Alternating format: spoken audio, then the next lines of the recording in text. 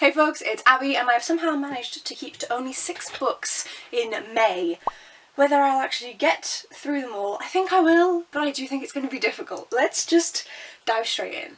The first book I am going to be reading in May, although I highly doubt it's the first one I'll be finishing, that is Wonders of the Solar System and the Universe by Professor Brian Cox and Andrew Cohen. This is a big, tall, non-fiction about space. It has a lot of photos and diagrams all the way through it, but there is also a fair amount of text.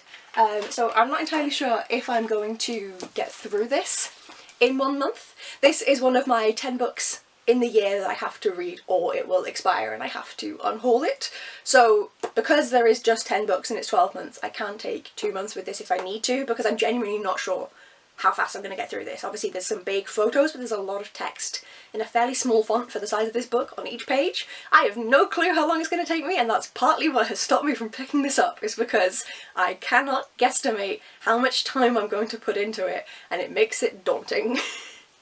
So hopefully I manage it, hopefully I get through it, but if not, like I said, I will just have to do the rest next month, and let's hope I get through at least half of it this month. We shall see. It's a big one, but I'm looking forward to finally getting it off of my shelves. I bought this at a huge discount. The RRP is £50 and I paid £6, which is why I picked it up, because I was like, oh, that's so cheap and it looks so interesting. And it's been 8 years. And then another very chunky book. This one is Bringer of Dust by J.M. Miro. It is the sequel to Ordinary Monsters.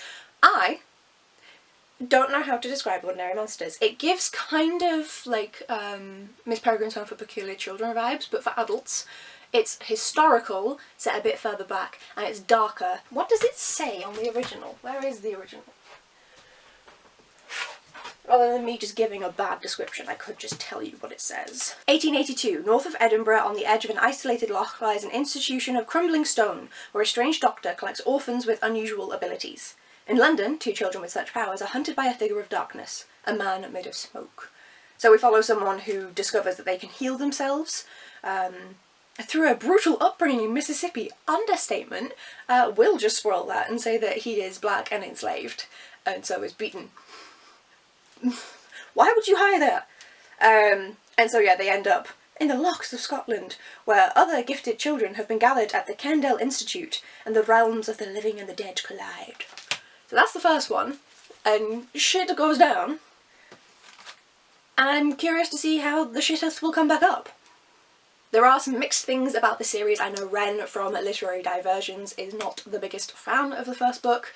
There are some issues with the writing and with the choices of depictions and stuff, so I am going into this cautiously. I don't really know why I bought this expensive copy, but I did. I have it. And I want to read it. I'm curious enough that I'm going to read it rather than just try and sell it on or unhaul it. So we shall see. It's a trilogy, so this could be an interesting second book. But that is what I'm going to be reading. I'm so good at this booktube stuff. It is 600 pages long. Yay! I like big books, but like ADHD. Service Model by Adrian Tchaikovsky is going to be my 3rd book by this author, and my 2nd one that is a sci-fi from them.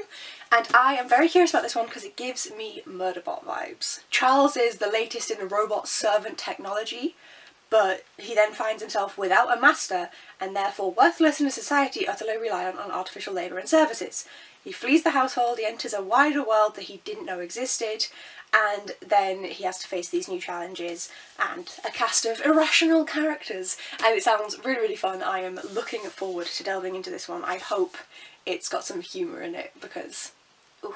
And then I have my 25th Discworld novel, as it says on the cover, The Truth by Terry Pratchett. This one, I never look into these before I start filming. I'm like, yeah, this is the next one. Oh, this seems to be a standalone maybe? About someone who works in the Discworld's first newspaper. It's got fancy end pages as well for the 25th novel. So it looks like it's a standalone about the newspapers. I'm sure this will have a lot of important commentary that I'm going to be like, yes, still relevant, even though it was written 2 decades ago. 2.5 decades ago. Dear God. Then for the final two books on this TBR, and they are very different to the rest. Let me pop this one here for now. So don't fall. The first one is Pippi Longstocking by Astrid Lindgren. This is Pippi Longstocking in the original Swedish. It is a kid's book, and I never read Pippi Longstocking as a child, or if I did, I have no memory of it. I was reading from quite a young age, so I don't remember the like kids books. My earliest kind of reading memories are like Famous Five. Anything before that I was too young. So I don't think I've read Pippi Longstocking. But I am looking forward to reading it obviously in the original Swedish. However, my Swedish is not very good. Neither my pronunciation nor my reading, especially not my hearing, my listening. Whew, I'm just bad at Swedish. So this is going to be a challenge, even though this book is only 127 pages long. I think this is going to take me all month and will be a struggle to finish. Pippi Longstocking in the original Swedish by Astrid Lindgren. I am looking forward to it whilst also dreading it because it's going to be a challenge. When I read books in Swedish, I understand why some people hate reading. It's so slow, it's so tedious. I struggle to understand what's going on the page, and I never had that problem reading in English. Privileged, I know, and so I never understood why people struggled with reading. Like, I empathised, but I could not truly understand. Oh, thank God, it's difficult. And then my sixth and final book of the month is an ARC, and that is The Second Chance Convenience Store by Kim Ho-Yeon, translated by Janet Hong. And this is coming out in June, the 19th of June 2025. So this one is a moving and joyful story of a woman fighting for her community and a man who has lost everything except the will to try again. Did something bad, don't know how bad, trying to live better life.